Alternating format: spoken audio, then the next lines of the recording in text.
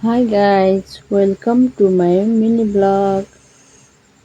स्वागत छ हजुरहरूलाई मेरो अर्को न्यू डे न्यू ब्लगमा। आज पनि भिडियो कस्तो हुन्छ हेरेर साथ दिनु होला है त। ल साथीहरू, म चाहिँ फ्रेस हुनको लागि बिहान बिहानै मर्निङ वाक गएर घर फर्किसकेँ र आएर सरसफाइ गरेर तातो पानी तताएर खाँदैछु। तातो पानी खाइसकेपछि चाहिँ मैले कफी बनाएर खाएँ। छोरीलाई पनि चिया खुवाएँ, दुधहरू खुवाएर पढ्न राखिरहेको छु है त साथीहरू। जति गर्मी भए पनि कफी चाहिँ खान छोडिनँ। यता चाहिँ म खानाहरू तयार गर्दैछु। दाल बसालिसकेँ, चामल र आलु धुएँ, बोडीको तरकारी चामलहरू धुएर चट्ट राखिरहेको छु। अब चाहिँ म खाना बनाउँदै नानीलाई पढाउनु पर्ने हुन्छ। खाना बनाउँदै नानी पढाउँदै म चाहिँ बेडतिर चटक्क बेड मिलाउन गएँ। बेड चाहिँ यस्तो फोहोर भएको थियो, नानी र म जुरुक जुरुक उठेर नानी पढ्न बस्यो र म मर्निङ वाक गएको थिएँ। अब चाहिँ मैले मेरो बेडलाई मिलाएर राखेँ। बेड मात्रै मिलाएर भएन, म पनि नुहाइधुवाइ गरेर आफू पनि राम्री भएँ। खानासाना खुवाएर नानीलाई स्कुल पठाएँ, म पनि खाना खाएँ। अनि आजको गर्मी चाहिँ यस्तो धेरै छ साथीहरू। मेरो चाहिँ यति धेरै लुगा भाँडा धुन छ। म चाहिँ लुगा धुन र भाँडा धुनतिर लागेँ है त साथीहरू। अनि चाहिँ यति धेरै गर्मी हुँदाहुँदै नानी आइसकिन्। अनि नानीले चाहिँ यता छ अचार, अब खोर्सानी हाल्ने यसमा, अनि सब्जी अचार र रोटी खुवाइन्। अनि चाहिँ मैले आज चाहिँ कति चाहिँ लुगा धुएछु त यस्तो गर्मीमा भनेर मेरो लुगाहरू देखाउँदैछु है त हजुरहरूलाई। अनि मेरो एउटा लोकल कुखुरी छिन्, उनीलाई चाहिँ एकदमै गर्मी भएर जता जता मैले पानी चलाउँछु त्यतै त्यतै आइरहेको छिन् है त।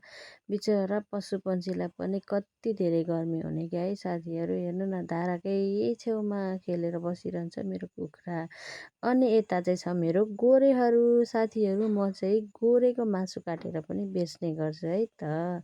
मासु चाहिँ प्रति केजी 360 रुपियाँ केजी छ। अब चाहिँ मैले 6 बजिसकेको छ, हतार हतार गरेर पानी तताएर कुखुराहरू बनाउनु पर्ने हुन्छ। दिउँसो बनाएको कुखुरा सकिएको छ। ल पानी तात्दैछ यता, मैले चाहिँ कुखुराहरू बनाउँछु। अनि मलाई चाहिँ नानीले लाउनु मम्मी मोही खानु भनेर थोरै मोही ल्याइदिएर आइरहेको थिइन्। म पनि खान्छु यसमै, तपाईँ छिटो खानु न भन्दै थिइन् मलाई। चिसो मोही खानुको बेग्लै फाइदा छ है त साथीहरू। यस्तो गर्मीमा पानीको मात्रा बढाउनु भए पनि खानुपर्छ। अब चाहिँ 8-9 बजिसकेको छ, हामीले चाहिँ पसल बन्द गर्नुपर्ने हुन्छ। नानीले चाहिँ झाडु पोछा गर्दैछिन् भने म चाहिँ अब मासु पसलतिर मासु के कति रहेको छ भनेर हेर्न जाँदैछु। अनि मासु पसललाई सफा गर्नुपर्ने हुन्छ। टक्क लाएर म चाहिँ गएँ। अनि मासु चाहिँ आलुमा हेरेको एउटा लेग पिस, एउटा कलेजो, अनि 2-4वटा खुट्टाहरू रहेको रहेछ आजको चाहिँ। अनि म चाहिँ त्यहाँनिर ट्याक्क सफा गर्नुपऱ्यो भनेर उयो गर्दै थिएँ।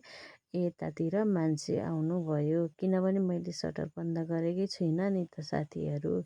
केही सामानहरू लिन आउनुभएको रहेछ, मैले दिएँ। त्यसपछि चाहिँ म यता आएर मेरो मासु पसल सफा गर्न थालेँ अचानहरू।